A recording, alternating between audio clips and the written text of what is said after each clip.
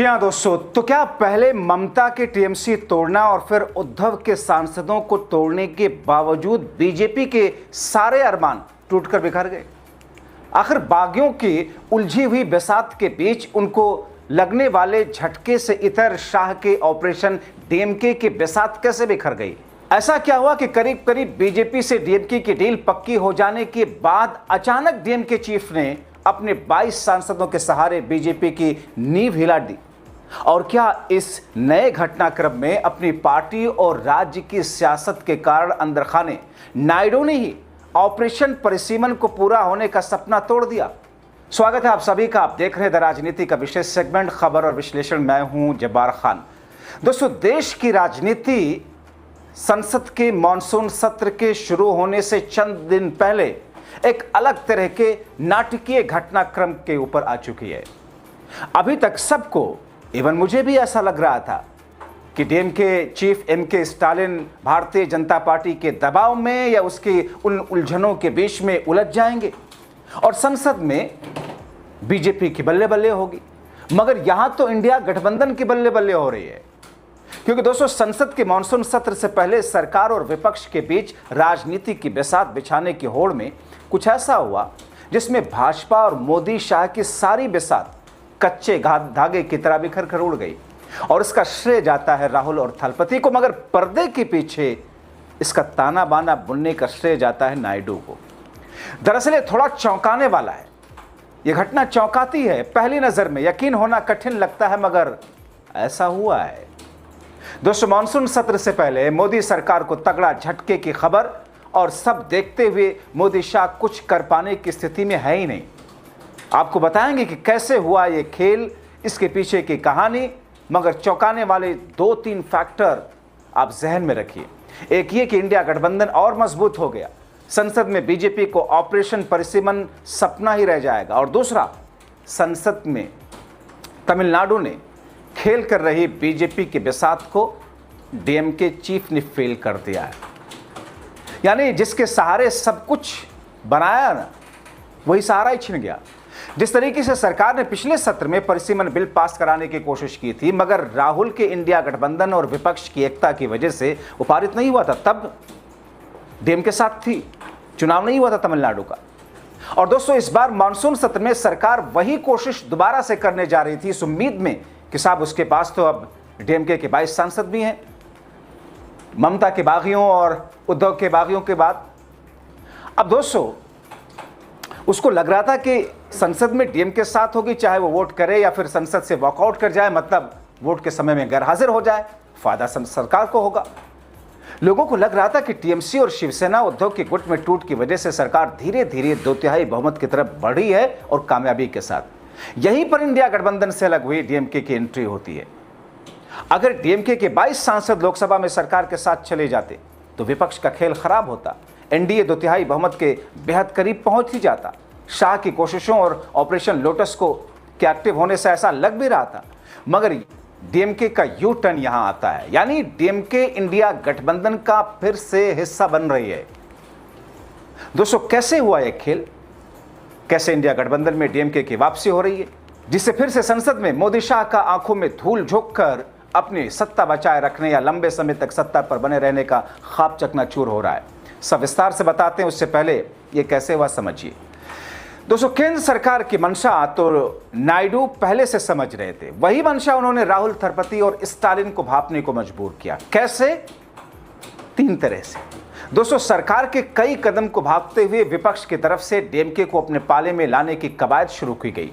तमिलनाडु में डीएमके गठबंधन का हिस्सा रही वीसीके पार्टी के प्रमुख थिरुमावलन ने कहा कि भले ही टीवीके के और डीएमके तमिलनाडु में एक दूसरे के खिलाफ लड़ते हैं, लेकिन राष्ट्रीय स्तर पर बीजेपी के खिलाफ एक साथ आना ही होगा।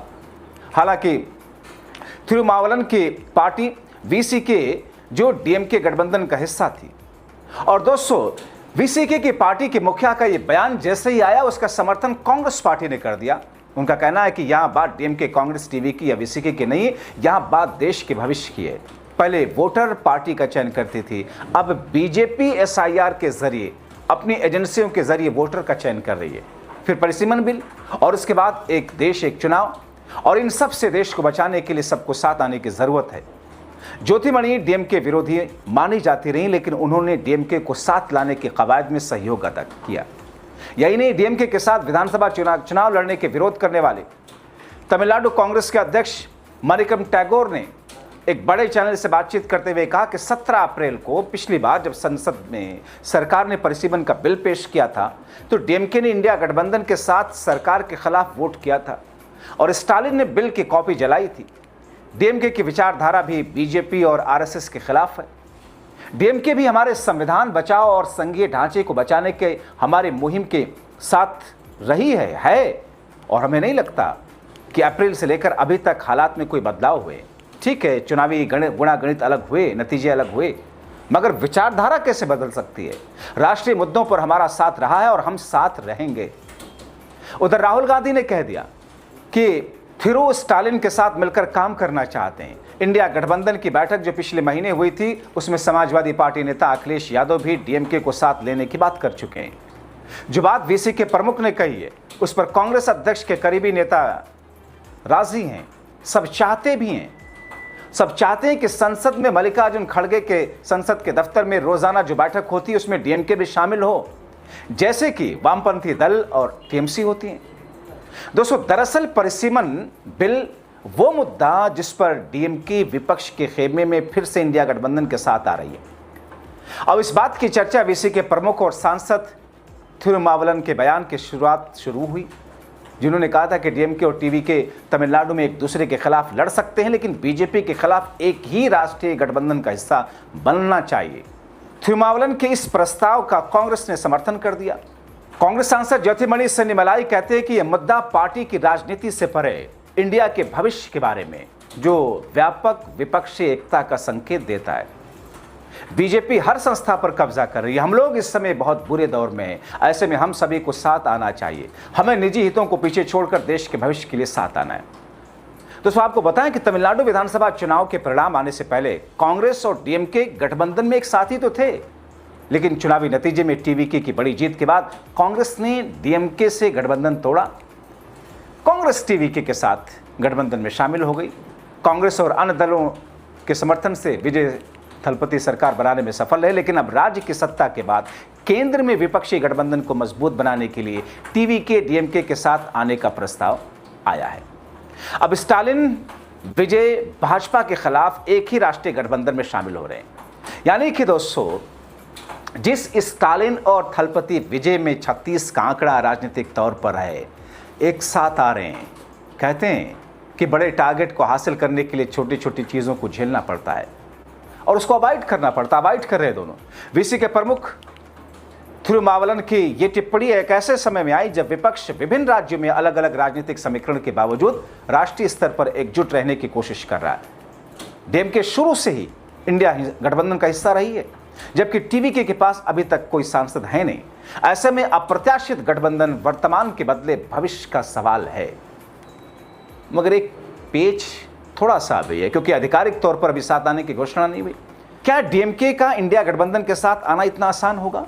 दरअसल डीएमके अब सत्ता से बाहर है। किसी भी राजनीतिक पार्टी के लिए सबसे बड़ा दर्द होता है कि दूसरा कांग्रेस का डीएमके का साथ छोड़ करके टीवीके के साथ जाने को वादा खिलाफी या धोखा देने के रूप में वो देखती है। यही कारण है कि दोनों दलों के बीच खटास की सी स्थिति है।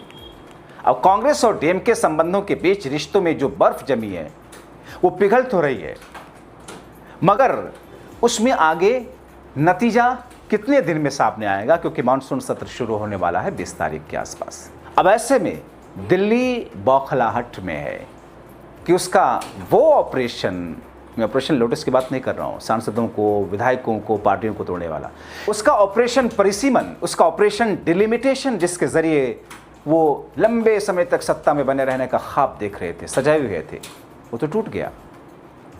आप क्या सोचते हैं? इन तमाम कड़ियों को जोड़ करके अपनी राय कमेंट बॉक्स में जरूर लिखें।